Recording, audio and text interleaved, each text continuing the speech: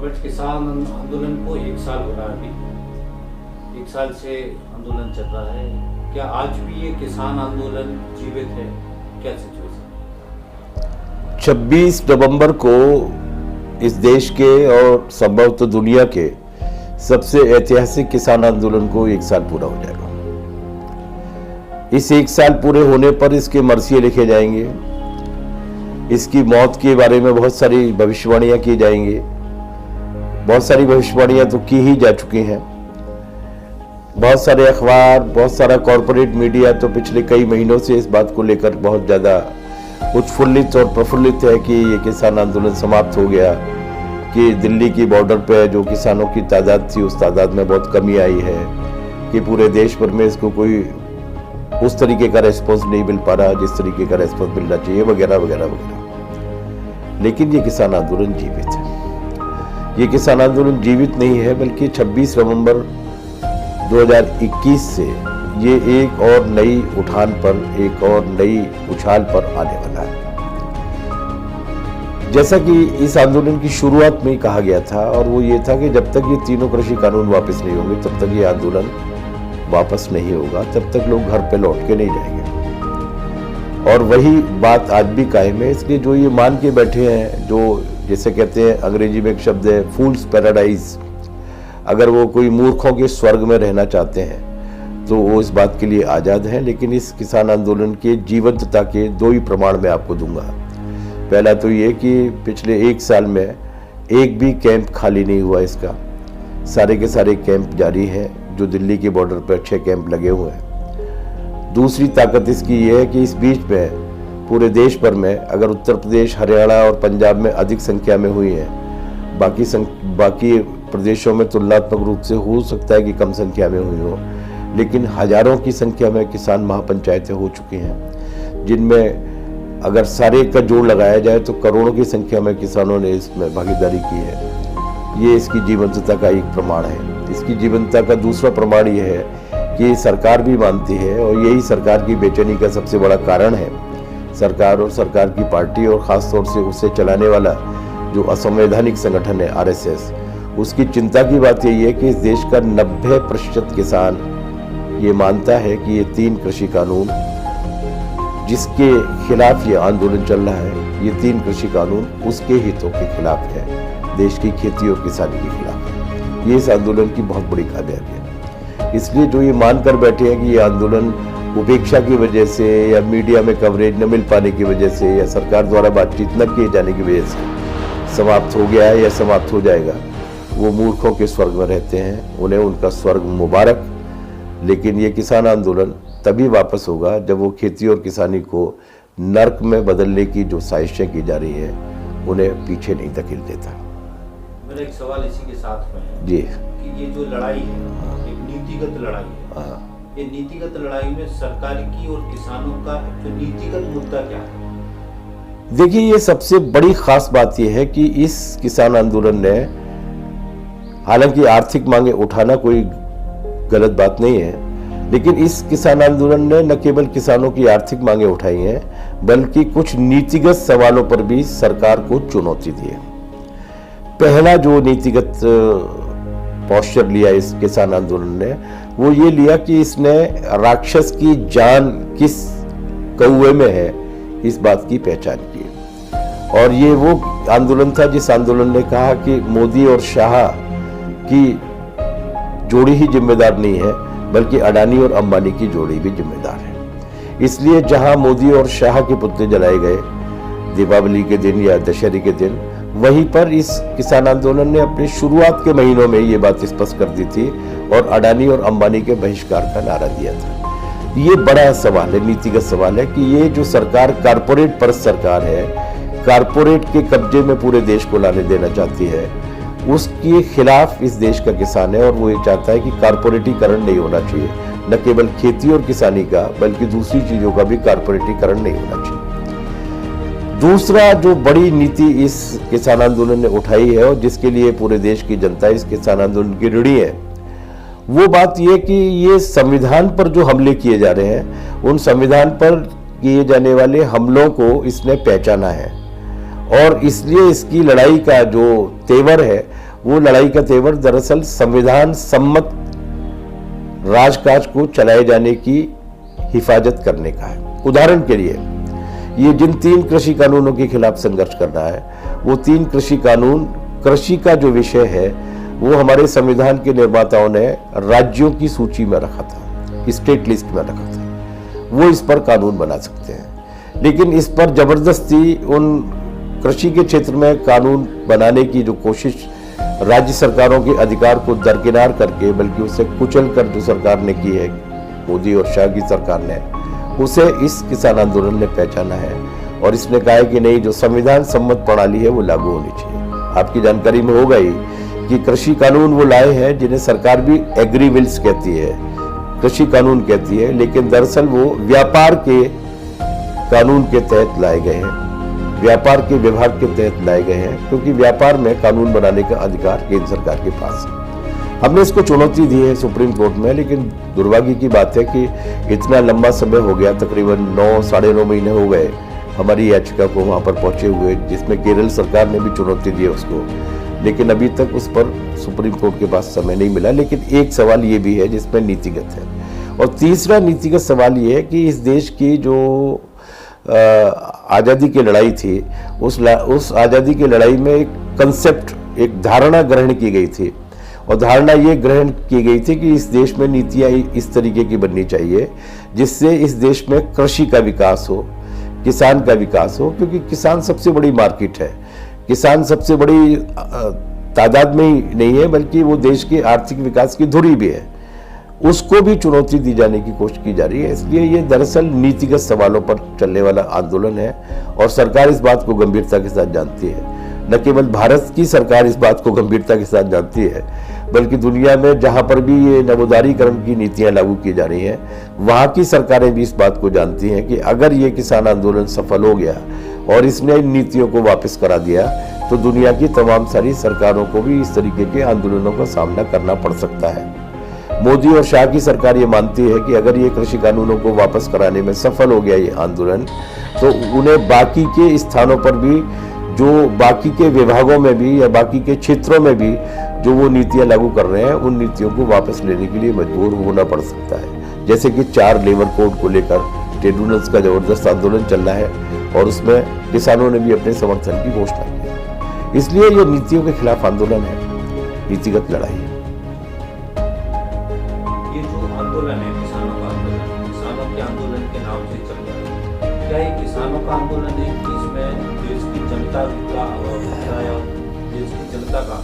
देखिए, एक बात तो यही बात से स्पष्ट हो गई कि जब हम संविधान को बचाने की बात करते हैं तो वो संविधान केवल किसानों के लिए नहीं बचेगा, वो संविधान देश की जनता के लिए बचेगा, जिसमें उसको लोकतांत्रिक अधिकार दिए गए हैं। लेकिन इस किसान आंदोलन की जो मांगे हैं, जो 3 मांगे हैं, जो 3 कृषि कानूनों को वापस कराने वाली मांगे हैं, या बिजली का जो कानून वो लाना चाहते हैं जिसके बाद बिजली आम जनता की पहुंच से बाहर हो जाएगी, इतनी महंगी कीमतों पर उसको खरीदना पड़ेगा कि आधे से ज्यादा हिंदुस्तान अंधकार में चले जाने के लिए विवश हो जाएगा। उसी तरीके से ये जो 3 कृषि कानूनों की लड़ाई है, वो 3 कृषि कानूनों की भी लड़ाई दरअसल खेती किसानी की लड़ाई नहीं है केवल। उनका ये कहना है कि अगर उदाहरण के लिए इन कृषि कानूनों में ये प्रावधान है कि मंडियों में खरीद नहीं होगी, मंडियों की खरीद हट जाएगी, खरीदने के लिए कॉरपोरेट कंपनियां गांव तक जाएंगी और अपने एजेंट्स के माध्यम से खरीदारी करेंगी। सरकार जब खरीद में से हट जाएगी तो इससे केवल किसानों को ही नुकसान नहीं होगा कि उसको फसल की कीमत नहीं मिलेगी, मिनिमम सपोर्ट प्राइस नहीं मिलेगी, क्योंकि जिस तरीके की लूट होगी 1-2 साल के लिए भले ही वो थोड़ा सा ज्यादा कीमत दे दें, लेकिन जब उनका वर्चस्व कायम हो जाएगा कि खरीदारी केवल वही करेंगे, तो उसके बाद वो अपनी मर्जी की कीमतों पर करेंगे। इसके लिए कहानियां दोहराने की कोई आवश्यकता नहीं है। पेट्रोलियम पदार्थों में से सरकार हटी है वापस, और खुले आम बाजार के लिए वो छोड़ दिया गया है, तो पेट्रोल और डीजल की कीमतें कहाँ पहुंच रही हैं पूरे देश की जनता देख रही है। BSNL को खत्म करके जब जियो आया था, तब जियो ने ये दावा किया था कि सब कुछ फ्री मिलेगा, लेकिन कुछ भी फ्री नहीं मिला, और आज स्थिति ये है कि बहुत बड़ी चढ़ी कीमतों पे आपको टेलीफोन की सुविधाएं या डाटा की या इंटरनेट की सुविधाओं को खरीदना पड़ रहा है, और ये भी कीमतें किस स्तर तक जाएंगी ये आने वाले दिनों में साफ हो जाने वाला है। तो जाहिर सी बात है कि ये जो वादे कर रहे हैं कि उनको बाजार में ज्यादा कीमत मिलेगी, तो उनको तो कीमत नहीं मिलेगी, वो तो घाटे में जाएंगे ही, बर्बाद होंगे ही।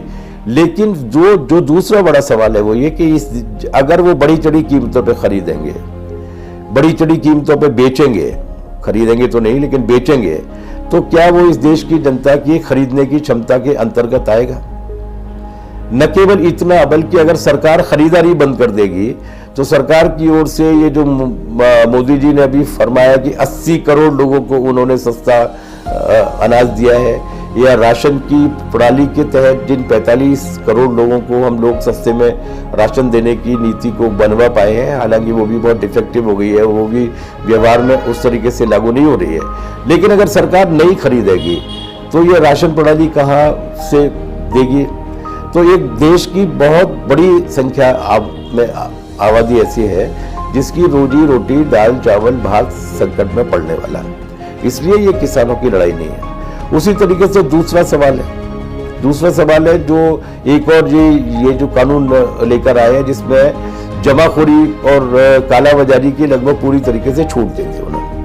वो जो है उसके हिसाब से अगर वो कॉरपोरेट कंपनियों के हाथ में पहुंच जाएगा, तो हम जानते हैं कि कॉरपोरेट कंपनियां किस कीमत पर बेचती हैं, तो उसके बाद जब जमाखोरी होने लगेगी, जैसे कि सरसों के बारे में हमने देखा भी, सरसों उत्पादक क्षेत्रों में सरसों का पूरी की पूरी सरसों के तेल पर अडानी ने लगभग मोनोपोली कायम कर ली है, और उसके बाद सरसों के तेल की कीमतें बढ़ रही हैं। सरकार कह रही है कि उसने चूंकि पामोलिन पर और दूसरा तेल जो मिलावट किया जाता था उस पर रोक लगा दिया, इसलिए कीमतें बढ़ रही हैं। उसकी मिलावट की या उसकी जो ब्लेंडिंग जिसको कहते हैं, उसकी ब्लेंडिंग केवल 20% तक की अनुमति थी।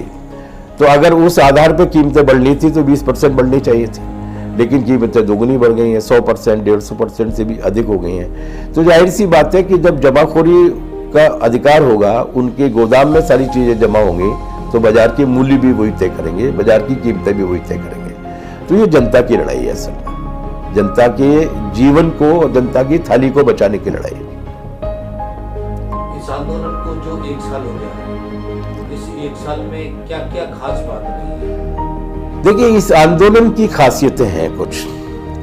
सबसे पहली इस आंदोलन की खासियत तो ये है कि पहली बात तो ये, मैं इस बात को स्पष्ट करना चाहता हूँ, दोहराना चाहता हूँ कि आंदोलन 26 नवंबर को दिल्ली की बॉर्डर पर पहुंचा है। ये जो वर्षगांठ है वो दिल्ली की बॉर्डर पर पहुंचने की वर्षगांठ है, आंदोलन की वर्षगांठ नहीं है। आंदोलन की शुरुआत तो 5 जून से हो गई थी, जिस दिन सरकार अध्यादेश लेकर आई थी। उसी वक्त सारे किसान संगठनों ने मिलकर ये आंदोलन शुरू कर दिया था कि ये अध्यादेश हमको स्वीकार नहीं है। और सरकार किस खतरनाक समय में अध्यादेश लाई थी उसको दोहराने की आवश्यकता नहीं है। पूरे देश में लॉकडाउन लगा हुआ था, पूरे देश की जनता को राहत की आवश्यकता थी, लेकिन बजाय राहत देने के वो आफत लेकर आ रहे थे। तो ये उसी दिन से 5 जून 2020 से शुरू हो गया था। उसके बाद जब सितंबर में उन्होंने इसको कानून बना दिया, 17 तारीख को सितंबर महीने में 2020 में, उसके बाद ये आंदोलन सड़कों पर आ गया था। और सड़कों पर आया हुआ यही आंदोलन था जिसने ये नारा दिया था कि अब हम दिल्ली जाएंगे। हम कोई दिल्ली कब्जा करने के लिए नहीं जा रहे थे, हमने ये अनुमति मांगी थी कि हमें या तो पार्लियामेंट्री स्ट्रीट पर, जंतर मंतर पर या फिर रामलीला मैदान में आम सभा करने की अनुमति दी जाए, और हमारा एक प्रतिनिधिमंडल जाएगा जो सरकार को ज्ञापन देगा। लेकिन सरकार ने हमें दिल्ली नहीं जाने दिया और दिल्ली जाने से रोका। तो पहली बात तो ये कि ये आंदोलन 5 जून से ही चल रहा था, जिस दिन इन अध्यादेशों को लाया गया, और उसके बाद लगातार तीव्रतर होता गया। इस आंदोलन की पहली जो सबसे बड़ी खासियत है वो खासियत ये है कि इसने तमाम सारे, इस देश में सारे, लगभग सारे किसान संगठनों को एक मंच पर लाया है। आरएसएस वाले किसान संगठन को छोड़ दिया जाए जो इस मोर्चे से बाहर है, इस आंदोलन से बाहर है। हालांकि उसे मजबूरी में वही मांगे, लगभग वही मांगे करनी पड़ रही हैं जो मांगे संयुक्त किसान मोर्चे की है। बाकी सारे किसान संगठन इसके साथ है। ऐसी एकता पहले कभी नहीं बनी। अलग अलग विचारधाराएं हैं, अलग अलग झंडे हैं, अलग अलग संगठन हैं, और अलग अलग संगठनों और झंडों की जो प्रतिद्वंदिताएं होती हैं वो भी रही होंगी, आज भी होंगी। लेकिन वो इस कॉमन इशू को लेकर एकजुट हुए हैं कि ये तीनों कानून वापस होने चाहिए, बिजली का कानून नहीं बनना चाहिए, और एमएसपी के लिए एक बाध्यकारी कानून बनाया जाना चाहिए। तो सबसे बड़ी ताकत है, विशेषता है इस आंदोलन की, इसकी बहुआयामी एकता, जिसमें लगभग 550 से ज्यादा किसान संगठन शामिल है। इस एकता को मेंटेन करना बहुत मुश्किल काम होता है। एकता बना लेना आसान होता है, लेकिन उस एकता को 1 साल तक लगातार बिना किसी व्यवधान के चलाना बहुत कठिन काम होता है। लेकिन किसान आंदोलन ने ये साबित कर दिया कि वो इस एकता को न केवल बना सकता है बल्कि उस एकता को चला भी सकता है। उन्होंने 9 लोगों की एक कोर कमेटी बनाई है, जिसे कोऑर्डिनेशन कमेटी का नाम दिया गया है। वो 9 लोगों की कोऑर्डिनेशन कमेटी नियमित रूप से हर सप्ताह, और कई बार आवश्यकता पड़ती है तो सप्ताह में 2-2, 3-3 बार भी मिलती है, फैसले लेती है।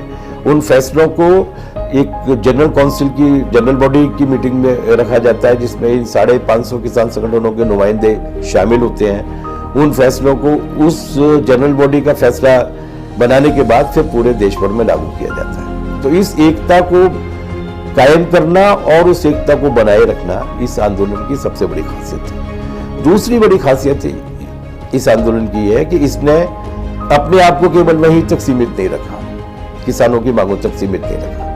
इसने दूसरे मेहनतकश वर्गों के सवाल भी उठाए। उदाहरण के लिए ये इस किसान आंदोलन ने ट्रेड यूनियनों के जो संयुक्त मोर्चा है, उस संयुक्त मोर्चे के साथ भी अपने रिश्ते बनाए, और मजदूरों की जो मांगे चल रही है, 4 लेबर कोड को वापस लिए जाने के सवाल को लेकर जो आंदोलन चल रहा है, उस आंदोलन के साथ भी अपना राब्ता कायम किया है, रिश्ता कायम किया है। दूसरी खास बात इसकी है। तीसरी खास बात इस आंदोलन की यह है कि इसने, जब ये आंदोलन शुरू हुआ था तब इसके खिलाफ जिस तरीके का एक दुष्प्रचार किया गया था, या इसके रास्ते में जिस तरीके के अवरोध कायम किए गए थे, उनको दोहराए जाने की आवश्यकता नहीं है।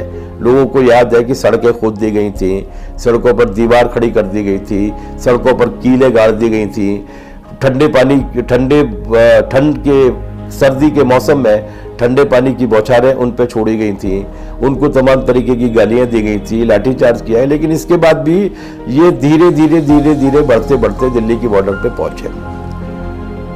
इसका कहीं भी प्रतिकार नहीं किया उन्होंने। लाठी का जवाब लाठी से नहीं दिया, आंसू गैस के गोले का जवाब आंसू गैस के गोले से नहीं दिया, किसी भी किस्म की हिंसा नहीं होने दी गई। ये बहुत जटिल काम होता है, बहुत मुश्किल काम होता है, और खास तौर से ऐसे दौर में और मुश्किल काम होता है जब आपने इस आंदोलन के दौरान 650 से अधिक अपने किसान कार्यकर्ताओं को गंवा दिया हो। और अब वो रिपोर्ट आ गई है जिस रिपोर्ट में ये कहा गया है कि वो आम किसान थे, छोटे किसान थे, मध्यम किसान थे, बड़े किसान नहीं थे। जो ये कहा जा रहा है ना कि बड़े किसानों का आंदोलन है, वो छोटे ही किसान थे। तो इन्होंने उसको शांतिपूर्ण तरीके से उसी जगह पर कायम रखा जिस जगह पर हम कायम रहना चाहते थे, क्योंकि हमें ये मालूम था कि किसी भी किस्म की उग्र प्रतिक्रिया अगर किसान आंदोलन की किसी भी खैबे की ओर से होती है तो उसका सरकार की ओर से, कॉरपोरेट मीडिया की ओर से नाजायज फायदा उठाया जाएगा और किसानों को कुचलने की कोशिश की जाएगी। हम उस साजिश में नहीं फंसे, उस तिकड़म में नहीं आए। तीसरी एक और खास बात, और वो खास बात यह कि इसने अपना एक पैरेलल मीडिया तैयार किया, आप भी उसमें से एक है। लेफ्ट फ्रंट ने भी इस किसान आंदोलन को लोकप्रिय करने में जिस तरीके से, और किसान आंदोलन में किसानों का वास्तविक पक्ष रखने में जो भूमिका निभाई है, वो सराहनीय है। ऐसे अनगिनत मीडिया तैयार हुए जो पीपुल्स मीडिया थे, जनता के मीडिया थे, जिन्होंने सरकार की ओर से कोई भी दुष्प्रचार अगर होता था तो उसके समानांतर 2 घंटे के अंदर ही अंदर वास्तविकता लोगों के बीच में पहुंच जाती थी। यूट्यूब के जरिए, ऐसे डिजिटल फोरम्स के माध्यम से, व्हाट्सएप के जरिए, फेसबुक के माध्यम से एक पैरेलल मीडिया तैयार किया गया जिसने किसानों की बात की। वो प्रिंट मीडिया भी था और वो इस तरीके का डिजिटल भी था। जाहिर सी बात है कि ये काम वरिष्ठ किसानों की ओर से नहीं किया जा सकता था। तो इस पैरेलल मीडिया का चलना इस बात की निशानी है, इस बात की तायीद करता है कि बड़ी संख्या में नौजवान इसमें शामिल हुए। एक खास बात है जो नोट करने की बात है, आप लोगों ने उड़ता पंजाब फिल्म देखी होगी। पंजाब, हरियाणा और पश्चिमी उत्तर प्रदेश के अपेक्षाकृत बेहतर कृषि वाले इलाके एक बात के लिए और जाने जाते हैं, और वो बात यह है कि सेना की जो भर्ती होती है वो उत्तरी भाग में, देश के मध्य और उत्तरी भाग में सबसे ज़्यादा 60, 65, 70% से ज़्यादा इन्हीं 3 इलाकों से होती है। लेकिन दुर्भाग्य से पिछले कुछ वर्षों से ये तीसरी बात के लिए जाना जाता था इलाका, और वो इस बात के लिए जाना जाता था कि यहाँ पर नशाखोरी बहुत तेजी के साथ बढ़ी है।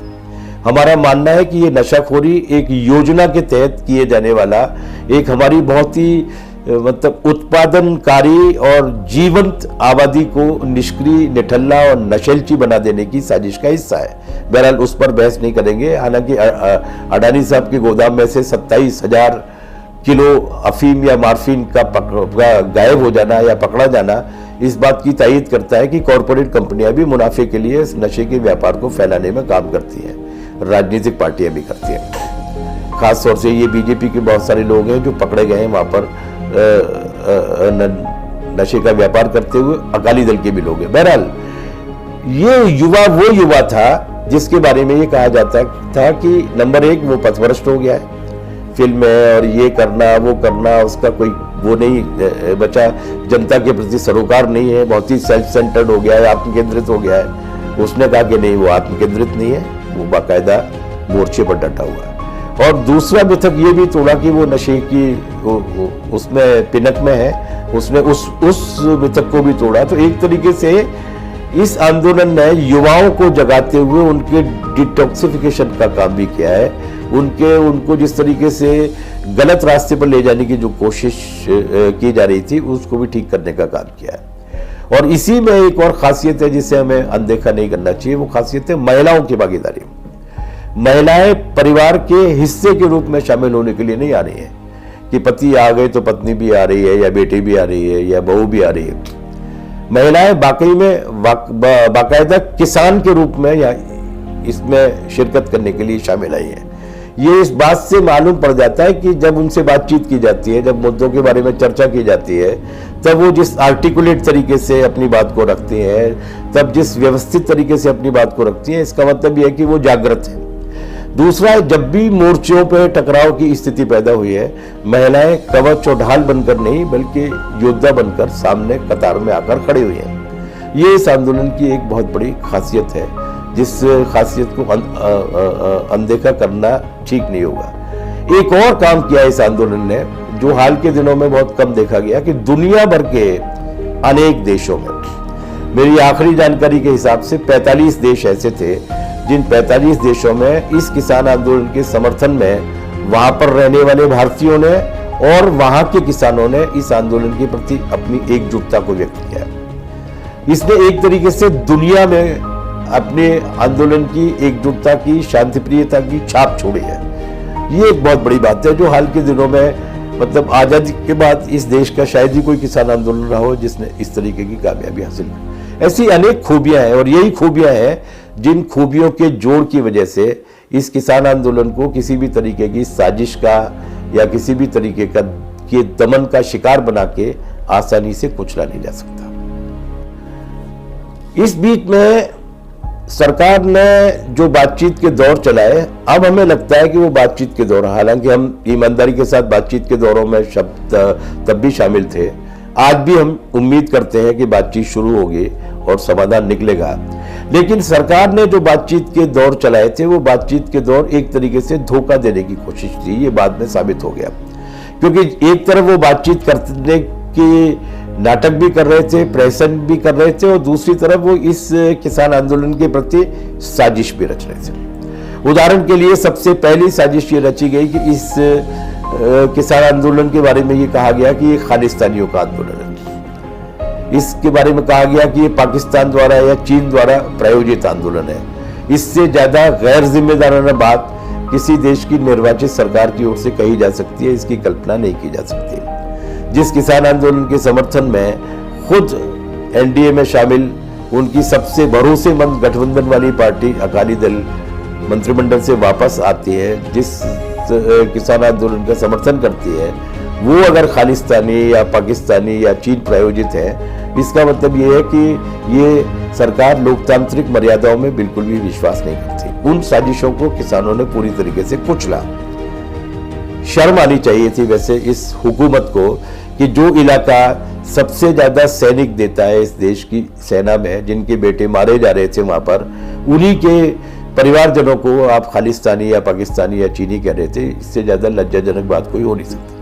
लेकिन इस पर भी वो माने नहीं। अब जैसा कि जांच कमेटी की रिपोर्ट आ गई है, और कल वो पंजाब की विधानसभा में रखी जा चुकी है। ये साबित हो गया है कि 26 जनवरी का जो झंडा कांड था, जिसके आधार पर इस आंदोलन को बदनाम करने की और इस पर हमला करने की कोशिश की गई थी, वो पूरी तरीके से केंद्र सरकार और उसकी पार्टी द्वारा प्रायोजित साजिश थी। हम लोग ये बात पहले दिन से कह रहे थे। पहले दिन जब ये घटना घटी थी तब हमने ये निकाल कर ये बताया गया था कि वो सज्जन जिन्होंने तिरंगे झंडे के पास एक और झंडा फहराने की कोशिश की है, हालांकि वो खालिस्तान का झंडा नहीं था, एक और झंडा फहराने की कोशिश की है, वो सज्जन भारतीय जनता पार्टी के सांसद सन्नी देओल के चुनाव एजेंट रह चुके हैं। इसी चुनाव में उनके फोटो नरेंद्र मोदी जी के साथ है, उनके फोटो अमित शाह जी के साथ है, और वही उस साजिश को अंजाम दे रहे हैं। ये बात हमने तब भी कही थी कि एक तरफ 6 बॉर्डर से जब किसान ट्रैक्टर मार्च निकालने की बात करते हैं तो सरकार उनको दिल्ली से 20 किलोमीटर दूर की सीमाओं तक रोक देती है और वहीं पर चक्कर लगाकर वापस जाने के लिए कह देती है, लेकिन इन्हें बाकायदा सीधे लाल किले तक पहुंचने की अनुमति दे दी जाती है 25 जनवरी की रात में। ये एक साजिश का हिस्सा था, ये बात साबित हो गई। कल पंजाब की विधानसभा में भी इसकी जांच रिपोर्ट आ चुकी है। तो ये भी एक जघन्य साजिश थी जो इस आंदोलन के खिलाफ रची गई। उसके बाद इन्होंने कोशिश की, और वो कोशिश ये थी कि इसकी आड़ में वो जातियों के बीच में विवाद को पैदा करते। पहले खालिस्तानी और हिंदू मत के नाम पर पंजाबियों और हिंदुओं के बीच में, सिखों और हिंदुओं के बीच में जब उस साजिश में वो लोग नाकामयाब हो गए तो राकेश टिकैत जी पर हमला कराने की जो कोशिश की गई गाजीपुर बॉर्डर पे, उसके जरिए उन्होंने ये प्रयत्न किया कि वो गुर्जर और जाटों के बीच में तनाव पैदा हो जाए। ये कोशिश उन्होंने जब हम लोगों ने मुजफ्फरनगर में महापंचायत की तब भी की। मुजफ्फरनगर में वो 2013 में मुस्लिम्स और जाटों के बीच में टकराव करा चुके थे। ये साजिशें रचने के साथ साथ अब वो इस स्थिति तक आ गए हैं कि अब जब उन्हें लगा कि कोई भी साजिश नहीं कुचली जा रही है तो उन्होंने लखीमपुर खीरी कांड किया। इससे ज्यादा जघन्य बात कोई हो नहीं सकती कि गृह राज्य मंत्री, मोदी जी के नंबर 2 है अमित शाह और अमित शाह के नंबर 2 है टेनी मिश्रा। टेनी मिश्रा का बेटा बाकायदा जीपों को लेकर आता है और वो किसानों को कुचलते हुए चले जाते हैं, जिसमें 5 लोग शहीद हो जाते हैं, कुछ लोग घायल भी होते हैं। और उसके बाद आज भी वो मंत्री पूरी तरीके से मोदी जी की सरकार में न केवल बना हुआ है, बल्कि मोदी जी जब भी वहां पर एक आम सभा लेने के लिए गए थे तो वो उनके साथ मंच पर विराजे थे और उन्होंने भाषण भी दिया था। उसके बाद उन्होंने बाकायदा हमला वराना कोशिश की। मनोहर लाल खट्टर का बयान देख लीजिए, जिसमें उन्होंने कहा कि उन्होंने बाकायदा हमला करने का आह्वान किया और ये कहा कि कुछ महीने के लिए जेल चले जाओगे, कोई नुकसान नहीं होगा, नेता ही बन के आओगे। इसी तरीके का बयान टेनी मिश्रा ने दिया था। तो बाकायदा उन्होंने हमले करने की नीति अपनाई है जो अभी भी चल रही है। अकाली दल की गाड़ियों से कुछ लोग पंजाब में कुचले गए हैं, हरियाणा में भी इस तरीके की वारदातें हुई हैं। तो अब वो सारी तिकड़मों को अपनाने के बाद अब वो फिजिकल अटैक्स करने पे, बाकायदा बर्बरता के साथ गुंडई करने पे आरएसएस और बीजेपी के गुंडों को इस काम पर लगाने के लिए उनके बड़े बड़े नेता आह्वान कर रहे हैं। ये जो अलोकतांत्रिक रास्ता है या ये जो घटना है, ये घटना इस सरकार की खींच को, बौखलाहट को और वो जिसको कहते हैं ना खिसियाट को उजागर करते हैं कि वो इतना सब कुछ करने के बाद उन्होंने सोचा था कि 1 साल हो जाएगी, बातचीत बंद हो जाएगी, किसान लौट जाएंगे। वो सब नहीं हुआ तो अब वो हमले कराने की कोशिश कर रहे हैं। कभी सिंघू बॉर्डर पर अब देखते हैं, टिकरी बॉर्डर पर 3 महिलाओं को कुछ नेता जाते हैं जुलूस लेकर और हमला करने की कोशिश करते हैं। अलग अलग बॉर्डर्स पे ये काम करने की कोशिश की जा रही है, लेकिन उसमें वो कामयाब हो नहीं रहे। ऐसी कोशिश पलवल बॉर्डर पे भी की गई थी जहां पर हमला किया गया। लेकिन किसानों की जो एकता है मोर्चे पर बैठे हुए और बाकी जो मोर्चे पर नहीं बैठे हैं, उन किसानों की जो भावनात्मक एकता है, उसकी वजह से ये सारी साजिशें कामयाब नहीं होती हैं, न होंगी। ये जाति और धर्म का जो मुद्दा है, दोनों मुद्दों को खासतौर से पश्चिमी उत्तर प्रदेश हरियाणा इसी इलाके में पहले से भी करा है। अभी जैसे किसान आंदोलन छत्तीसगढ़ में आंदोलन बना, सभी धर्मों की एकता बनी, इसमें किसान आंदोलन की क्या भूमिका रही, किस तरीके से करने में? ये किसान आंदोलन की बड़ी एकता थी। किसान आंदोलन ने इस गुत्थी को पहले ही समझ लिया था। उसने इस बात को समझ लिया था कि जब इनके पास आंदोलन से निपटने का कोई रास्ता नहीं बचेगा, तब ये धर्म के नाम पर जो इनका आजमाया हुआ पासा है उस पासे को फेंकेंगे और सांप्रदायिकता के आधार पर लोगों को विभाजित करने की कोशिश करेंगे। ये किसान आंदोलन था जिसने शुरू से इस बात का नारा दिया और उसने ये कहा कि धर्म के नाम पर किसी भी तरीके की साजिश अगर की जाती है तो उसको नाकामयाब किया जाना चाहिए।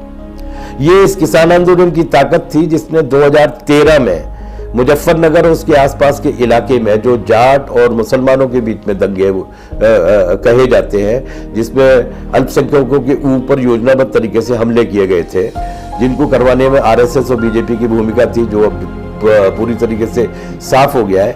उस जमाने उस पूरे आंदोलन के बाद इस आंदोलन ने राकेश टिकैत जी और भारतीय किसान यूनियन के लोगों को भी ये सचेत किया और उसके बाद उन्होंने जाकर बाकायदा गांव-गांव में जाकर वहां पे सभाएं करके उस गलती का प्रायश्चित किया, उसको स्वीकार किया और ये वादा किया कि भविष्य में इस तरीके की पुनरावृत्ति नहीं होने दी जाएगी। इस किसान आंदोलन की खास बात यह है कि इसने सांप्रदायिकता के आधार पर होने वाले उभार भी अपने प्रभाव वाले इलाकों में कम कर दिए। दूसरी खास बात है, हालांकि उस पर बहुत ज्यादा खुश होने की अभी तत्काल आवश्यकता नहीं है क्योंकि वो इतना आसान काम नहीं है, लेकिन इसने काफी हद तक जो सामाजिक जड़ता की जो सबसे बड़ी बुनियाद है हमारे यहाँ पर, जातिगत ऊंच नीच और भेदभाव, उसको काफी हद तक तोड़ा है।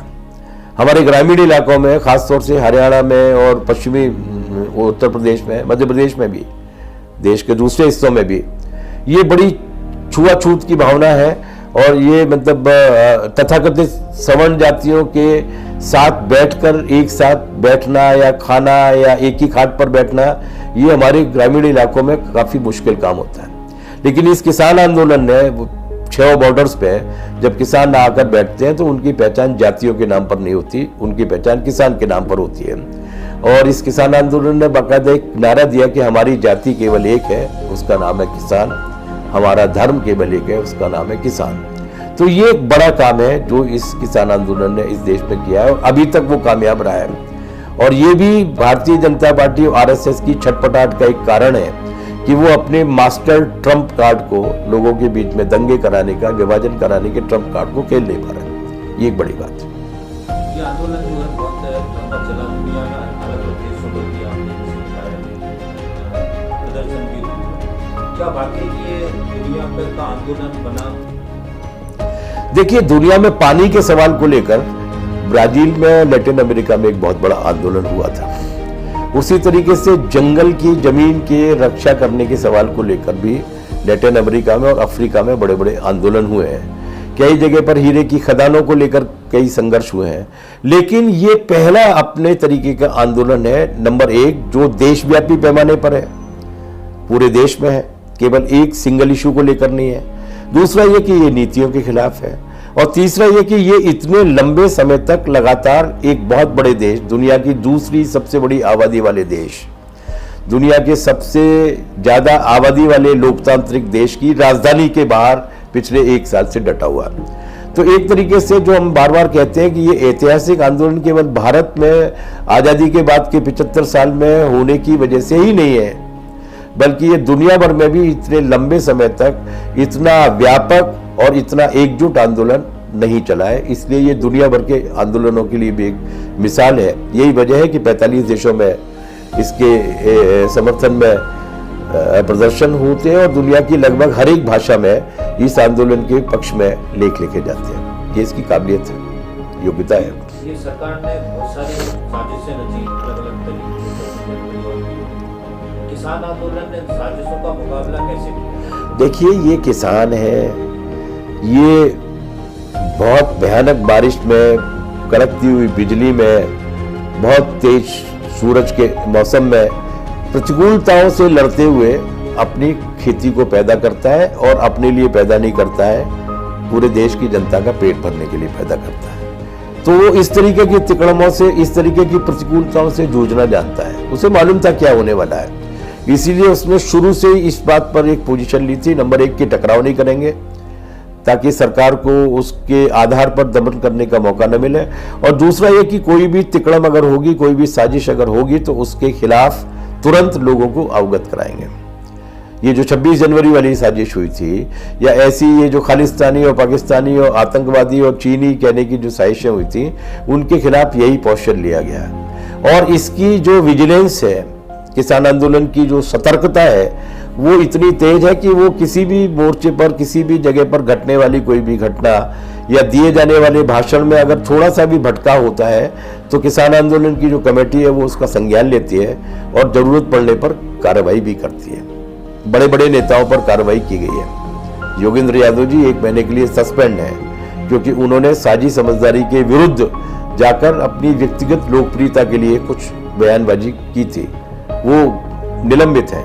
तो ये ऐसी चीजों पर नजर भी रखता है कि कोई अगर इसको भटकाव के रास्ते पर ले जाने की कोशिश कर रही है कोई घटना, तो उसको रोका जाए, उसको नियंत्रित किया जाए, उसको अनुशासित किया जाए, और अगर वो अनुशासित नहीं होती है तो उसे अपनी कतारों से बाहर रखा जाए। ये किया जा चुका है। ये निहंगों वाला जो मामला हुआ था, निहंगों के मामले में शुरू से ही, हालांकि बाद में ये बात साफ हो गई कि वो निहंग जिसने हत्या की, निहंग सरदार है जो तथाकथित, उन्होंने जिसकी हत्या की थी, जिन्होंने हत्या करना कबूल किया, उनके फोटो कृषि मंत्री नरेंद्र सिंह तोमर के साथ भी हैं, अमित शाह के साथ भी हैं।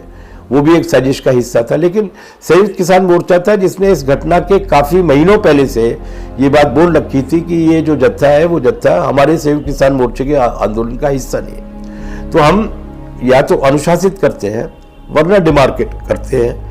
हम उसके लिए जिम्मेदार नहीं है, क्योंकि हमारी नीति है कि हम पूरी तरीके से डटे रहेंगे, और डटे रहने के लिए जरूरी है शांतिपूर्ण तरीके से डटे रहना। ये जो आंदोलन 1 साल तो हो गया, इस 1 साल से आगे चलाना भी बड़ा कठिन होगा, मगर इसको आगे चलाने की क्या योजना है? अरे बहुत आसान होगा आंदोलन को चलाना, क्योंकि इस 1 साल के अंदर इसने जो अपने विश्वास की और अपने संदेश को जनता के बीच में ले जाने की जो जमा पूंजी तैयार की है, वो जमा पूंजी सरकार के पूरे दुष्प्रचार और कुप्रचार और साजिशों के खजाने से 10 गुना ज्यादा है। इसलिए वो हमारा मुकाबला कर नहीं पाएंगे। सबसे पहला काम तो हमने एक बड़ा काम किया है संयुक्त किसान मोर्चे ने और संयुक्त ट्रेड यूनियन मोर्चे ने, जो इस देश में एक ट्रेड यूनियन को छोड़ के सारी ट्रेड यूनियन मोर्चे पर हैं, एक संगठन में है, एक फ्रंट बनाया हुआ है। उन दोनों ने मिलकर ये तय किया कि अब हम मिलकर लड़ेंगे। ये बड़ी एकता होगी जब समाज के जो 2 उत्पादक वर्ग हैं, खेतों में काम करने वाला और कारखानों या उद्योग में काम करने वाला, ये दोनों उत्पादक वर्ग अगर इकट्ठा हो जाएंगे, तो जैसा कि हमारी माइथोलॉजी में कहा जाता है, रामायण में ये विवरण आता है कि जब राम ने अश्वमेध यज्ञ की यात्रा शुरू की थी तो सारे राजा पराजित हो गए थे, लेकिन 2 युवकों ने उनके अश्वमेध यज्ञ के घोड़े को रोक लिया था, लव और कुश ने। जब लव और कुश की एकता बनेगी, मजदूर की और किसान की एकता, तो जाहिर सी बात है जब राम के अश्वमेध यज्ञ के घोड़े को रोका जा चुका था, तो इनके तथाकथित कॉर्पोरेट अश्वमेध यज्ञ के घोड़े को रोकना, वो घोड़ा है भी नहीं, खच्चर है, उस खच्चर को रोकना कोई बहुत कठिन काम नहीं होगा। तो हमने ये एकता बनाई है। इस एकता में एक बड़ा काम ये हुआ है कि अभी 11 मई को, अभी 11 नवंबर को ये ट्रेड यूनियंस का एक कन्वेंशन हुआ था। उस कन्वेंशन ने बजट सत्र के दौरान 2 दिन की हड़ताल करने का फैसला लिया। हमने भी बजट सत्र के दौरान इस देश की पार्लियामेंट पर रोज किसानों का सत्याग्रह करने का फैसला लिया है। एक सीमित संख्या में जाएंगे, पार्लियामेंट तक पहुंचने, जंतर मंतर तक पहुंचने की कोशिश करेंगे, वहां पर सभा करने की कोशिश करेंगे, और अगर रास्ते में पकड़ लिए जाएंगे तो गिरफ्तारी देंगे। रोज प्रतिदिन ये काम किया जाएगा।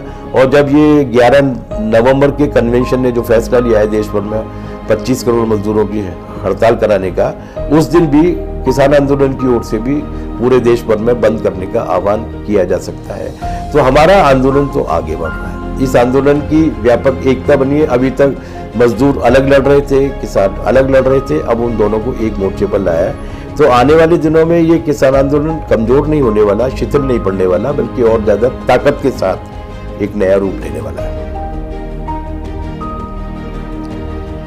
अखिल भारतीय किसान सभा संगठन है किसानों का, जिसके आप संयुक्त सचिव हैं, इस संगठन की पूरी तरीके से इस पूरे मूवमेंट्स में कैसे क्या भूमिका रही? देखिए, अखिल भारतीय किसान सभा ने सबसे पहली कोशिश तो ये की कि ये व्यापक एकता बनी रहे। व्यापक एकता बनाए रखने की हमारी जो समझदारी थी, अखिल भारतीय किसान सभा की समझदारी, वो 1936 में जब हमारा निर्माण हुआ था, उस दिन से ही हम लोग इस बात के लिए सारे किसानों की एकता के निर्माण के लिए संघर्ष करते रहे। हम ये मानते हैं कि केवल एक किसान संगठन की ओर से या किसानों के एक तबके या एक इलाके के किसानों की ओर से देश में किसी तरीके का गुणात्मक या युगांतरकारी परिवर्तन नहीं किया जा सकता। तो सबसे पहली कोशिश तो हम लोगों ने ये की कि ये एकता को बनाए रखी जाए, और इसके लिए वो 9 सदस्यीय कोऑर्डिनेशन कमेटी में, जिसमें कॉमरेड हन्नन मुल्ला साहब जो हमारे महासचिव हैं वो उसके मेंबर हैं, उनकी ओर से और बाकी के नीचे तक भी हमारी ओर से ये प्रयत्न किया गया कि ये एकता बनी रहे। एकता बनाना काफी जिम्मेदारी का काम होता है। उसमें आपका बड़प्पन इस बात पे निहित होता है कि आप थोड़ा सा लो प्रोफाइल पर रहने के लिए भी तैयार हो। तो हम संघर्ष में और मोर्चे पर हाई प्रोफाइल पर रहे। आज इस देश की राजधानियों में, जहां पर इस देश की राजधानी में जहां 6 मोर्चे एक साथ लगे हुए हैं, केवल इन 550 किसान संगठनों में केवल अखिल भारतीय किसान सभा है, जिसके अध्यक्ष डॉक्टर अशोक दबले और जिसके महामंत्री कॉमरेड हन्नन मुल्ला है, जिसके कार्यकर्ता हर एक मोर्चे पर डटे हुए हैं। बाकी 550 किसान संगठनों में से किसी के 2 पर है, किसी के 1 पर ही है, हैसियत किसी के 3 पर है, लेकिन ये केवल AIKS है जो पूरी तरीके से रही, मोर्चे पर डटी है, आज भी डटी हुई है। दूसरा काम हम लोगों ने ये किया कि इसको पूरे देश भर में फैलाने के मामले में AIKS की नेतृत्वकारी भूमिका हो सकती थी। असल में इसकी शुरुआत, ये जो संयुक्त किसान मोर्चे का गठन है, उसकी भी एक जेनेसिस है, उसकी भी एक जन्म कुंडली है, और उस जन्म कुंडली की शुरुआत होती है 6 जून के मंदसौर के गोलीकांड से। 6 जून के मंदसौर के गोलीकांड के बाद हमने इस देश के तमाम सारे किसान संगठनों को एकजुट करने की कार्रवाई में हिस्सेदारी की, उसमें पहल ली और ऑल इंडिया किसान संघर्ष कोऑर्डिनेशन कमेटी का AIKSSC का निर्माण किया। ये AIKSSC की लड़ाई थी, जो लड़ाई पार्लियामेंट पे 2 दिन के मार्च के रूप में पहुंची, जहां पर किसानों ने अपनी पार्लियामेंट लगाई और उसमें कानूनों के मसौदे तैयार किए। जिन कानूनों के मसौदों को हमारे ऑल इंडिया किसान सभा के जो जॉइंट सेक्रेटरी हैं, संयुक्त सचिव हैं के रागेश जी, वो राज्यसभा में CPM के सांसद थे, उन्होंने राज्यसभा में रखा, यही मसौदे लोकसभा में भी रखे गए। तो वहाँ भी हमारे जो सांसद हैं उनकी ओर से रखे गए। तो हमने इस एकता का निर्माण 6 जून के बाद लगातार करने की कोशिश की, और पहले AIKSSC बनी, उसके बाद संयुक्त किसान मोर्चा बना। तो इस एकता की जो ग्लू है, इसका जो कंक्रीट है, उस कंक्रीट को प्रोवाइड करने में AIKS ने काम किया, और हमें ये खुशी है कि हम उस भूमिका को जिम्मेदारी के साथ निभा पाए। इसमें एक चीज होती है, आपको कई बार पीछे भी रहना पड़ता है एकता की खातिर। इसलिए जब आप संयुक्त किसान मोर्चे की पत्रकार वार्ता होते हुए देखते हैं, या नेताओं को, तथाकथित बड़े बड़े नेताओं को बाइट देते हुए देखते हैं, तो आपको AIKS के नेता उसमें कम नजर आते हैं। इसलिए कि हम जानते हैं कि इस एकता को बनाए रखने के लिए जहां मोर्चों पे आगे रहना जरूरी है, वहीं पर प्रचार लिप्सा में थोड़ा सा पीछे भी रहना बुरा नहीं है। तो उस एकता के निर्माण में किसान सभा ने भूमिका निभाई है, और आने वाले दिनों में इस भूमिका को हम जारी रखेंगे। पूरे विंध्य के नीचे वाला जितना भी हिस्सा है, महाराष्ट्र से लेके फिर कर्नाटक हो, चाहे तमिलनाडु हो, चाहे आंध्र प्रदेश हो, चाहे केरला हो, और पूरब में जितना भी हिस्सा है, चाहे वो पंजाब हो, चाहे वो बंगाल हो, चाहे वो बिहार हो, चाहे वो उड़ीसा हो, इन सारे इलाकों में इस किसान आंदोलन के संदेश को ले जाने के लिए संयुक्त किसान मोर्चों की गठन के लिए हमारे कार्यकर्ताओं ने और हमारी कमेटियों ने महत्वपूर्ण भूमिका निभाई है। किसान सभा आने वाले दिनों में भी मोर्चों पर और राज्यों में भी इस तरीके की भूमिका को निभाती रहेगी। किसान आंदोलन है, इसका जो पूरा राजनीतिक परिदृश्य, वातावरण, उस पर क्या प्रभाव पड़ेगा? अगर राजनीतिक प्रभाव नहीं पड़ रहा होता तो भारतीय जनता पार्टी और RSS में बेचैनी नहीं होनी चाहिए थी। नरेंद्र मोदी और अमित शाह जी को तिकड़ में और साजिशें रचने के लिए विवश नहीं होना पड़ता। इसका राजनीतिक असर पड़ रहा है। अभी पिछले बार जो 5 राज्यों के चुनाव हुए थे, संयुक्त किसान मोर्चे ने ये तय किया था कि वो उन 5 राज्यों में प्रचार करने के लिए जाएगा। तब उसने ये नारा दिया था कि ये इस भारतीय जनता पार्टी को हराया जाना चाहिए, क्योंकि भाजपा का ये कहना है कि उसके पास जनादेश है। तो हमने जनता से कहा था कि उस जनादेश को वापस लिया जाए, लोकसभा में जब वापस लिया जाएगा तब लिया जाएगा, लेकिन अभी फिलहाल विधानसभा में वापस लिया जाए। भारतीय जनता पार्टी की निर्णायक शिकस्त हुई है। हजारों करोड़ रुपए खर्च करने के बाद भी वो इन चुनाव को जीत नहीं पाए हैं।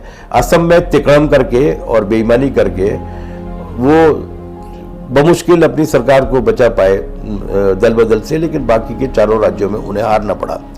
अब हमने नारा दिया है कि उत्तर प्रदेश और उत्तराखंड का जो मिशन है, पंजाब में भी चुनाव है और एक दो और छोटे राज्यों में भी चुनाव है, हमने नारा दिया है कि यहाँ पर भी भारतीय जनता पार्टी को हराया जाना चाहिए।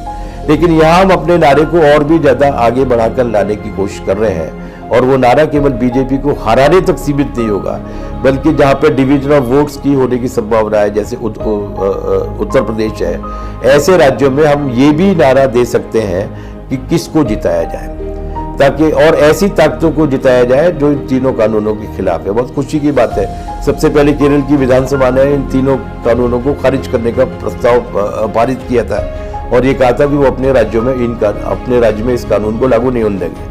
अभी परसों हम लोगों ने देखा कि पंजाब की विधानसभा ने दोबारा से वो प्रस्ताव न केवल पारित किया है, बल्कि किसान आंदोलन में जो 650 लोग मारे गए हैं उन सबको आर्थिक मुआवजा देने की, उन सबके परिवारों को आर्थिक मुआवजा देने की भी बात की है। इसका राजनीतिक असर महसूस हो रहा है और औपचारिक रूप से कुछ भी कहते रहे वाजपेयी, लेकिन व्यक्तिगत रूप से वाजपेयी यही कहते हैं कि हाँ वाकई में ये काम तो बहुत ही गलत हो रहा है और ये मोदी और अमित शाह इस देश की व भारतीय जनता पार्टी के लोगों को भी जवाब देने के लायक स्थिति में नहीं छोड़ रहे। मैं आपको एक उदाहरण दे रहा हूँ, मध्य प्रदेश के रीवा और सतना में 300 दिन से ज़्यादा हो गए धरना चल रहा है। अभी 4 दिन पहले उस धरने पर भारतीय जनता पार्टी के विधायक आए, माइक से उन्होंने भाषण दिया, उन्होंने इन तीनों कानूनों की निंदा की और उस आंदोलन का समर्थन किया और ये भी अपील की कि अगर इन तीनों कृषि कानूनों को सरकार वापस नहीं लेती तो उसके खिलाफ इस देश की जनता को, बीजेपी को हराने की भी जरूरत पड़ती है तो हराया जाना चाहिए। भारतीय जनता पार्टी मध्य प्रदेश विधानसभा के विधायक ने बोला, तो वो उनके दिमाग में आई हुई सद्बुद्धि नहीं है, ये इसका जो राजनीतिक असर है, नीचे से दीवार पूरी तरीके, नीचे से बुनियाद पूरी तरीके से हिल रही है, उसका ये असर है। तो राजनीतिक असर तो है इसका। ये जो बीजेपी आरएसएस कर रहा है, बहुत सारे लोगों के दिमाग में सवाल आता है, या ऐसा क्यों कर रहा है, इसकी क्या मजबूरी है? देखिए, ये शुरू से ही इस देश की जनता और इस एकता के दुश्मन रहे हैं। इनकी स्थापना जब हुई थी, उस स्थापना की दिनांक से लेके 1947 तक इन्होंने आजादी की लड़ाई में भाग नहीं लिया, विरोध किया उसका। 1947 की 15 अगस्त के दिन जब पूरे देश दिए जला रहा था, दिवाली मना रहा था, आजादी मिली थी, उस वक्त ये लोग काला झंडा फहरा रहे थे। इनकी पार्टी की प्रवक्ता के रूप में जो काम कर रही है, कोई फिल्मी हीरोइन है, उसने ये जो कहा है कि 1947 में आजादी नहीं मिली थी, 2014 में मिला है, वो गलत नहीं कहा उसने। वो इनकी पार्टी और आरएसएस की विचारधारा को बोला है। हालांकि अब इनकी पार्टी के लोग उसके बयान को उसका व्यक्तिगत बयान करने की कोशिश कर रहे हैं। तो ये आजादी की लड़ाई के साथ नहीं थे, ये हमेशा पूंजीपतियों के साथ और विदेशी पूंजी के साथ रहे हैं। अंग्रेजों के जमाने में ब्रिटिश पूंजी के साथ थे, अब कॉरपोरेट की पूंजी आ गई है, उसके साथ है। तो इनकी नीति यही है कि 90% 95% जनता अगर मरती है तो मरती रहे, लेकिन इनका जो हिंदुत्व है, जिस शब्द का अनुसंधान या आविष्कार या खोज या पहली बार इस्तेमाल सावरकर ने किया था, वो सावरकर खुद अपने माफीनामों के लिए मशहूर थे। अंग्रेजों की सेवा करेंगे, मुझे छोड़ दीजिए, रानी की सेवा करेंगे, कभी भी राजनीतिक कार्रवाई में भाग नहीं लेंगे, ऐसे 5 माफीनामे लिखकर वो छूट कर आए। और उस जमाने में 60 रुपए महीने की पेंशन लिया करते थे, वो वजीफा लिया करते थे मुखबिरी करने के लिए। तो ये तो शुरू से इनके आचरण में है। और आप अगर पाएंगे तो बीजेपी के मध्य प्रदेश में सरकार आने के बाद जितने भी आईएसआई के एजेंट पकड़े गए हैं या जितने भी विदेशी एजेंट्स पकड़े गए हैं, सब के सब each and every one RSS और भारतीय जनता पार्टी से जुड़ा हुआ निकला।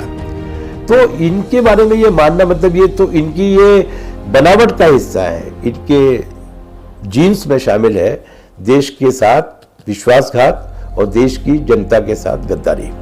वही कर रहे हैं, आज बड़ी पूंजी के लिए काम कर रहे हैं। और मैं इसीलिए कहता हूं कि ये हम दो और हमारे दो की सरकार जो कहा जाता है, उसमें हम दो अमित शाह या मोदी नहीं है, उसमें हम दो अडानी और अंबानी है, उनके हमारे दो हैं, वो इनसे काम करा रहे हैं। तो ये पूंजी के चाकर और लोगों को बांटने वाले निशाचरों के रूप में रहे, तब भी थे, आज